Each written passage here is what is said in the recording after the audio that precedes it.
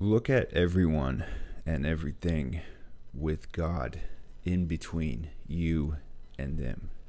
God is always the most important aspect and member of every interaction that we have.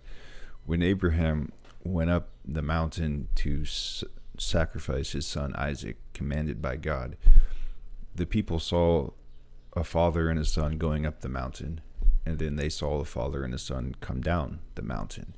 But they had no idea what had happened on top of the mountain when Abraham displayed perfect faith in obeying a command from God to sacrifice his son, at which God, of course, stops him and says, through an angel, says, Abraham, no, don't do it. Your faith, you have passed the test of faith. You believe in me and obey what I command. And he says, I will provide a sacrifice. Both prophetically and literally, in that moment, there was a ram to be sacrificed, but also prophetically, being that God will provide his only son to be sacrificed for all the sins of Israel and the world. And then they came down the mountain.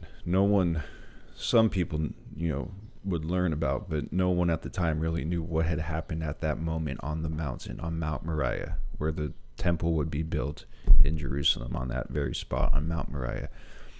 God had become an integral part of Abraham's life, if not the defining aspect of Abraham's life.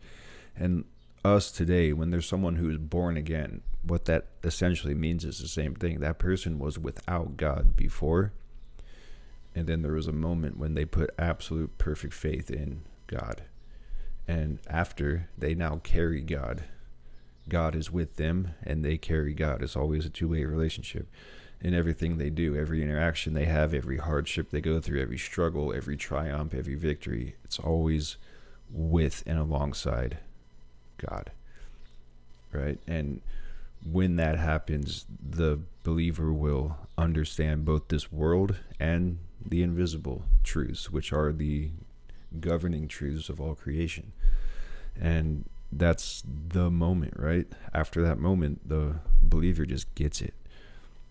They just and the faith cannot be ripped away from that believer. It's like they've literally crossed over from death to life, and they have been born of the Spirit and brought alive, eternally alive, forever.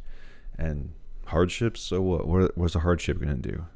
The believer is eternally alive. They get it now. They've been saved by God.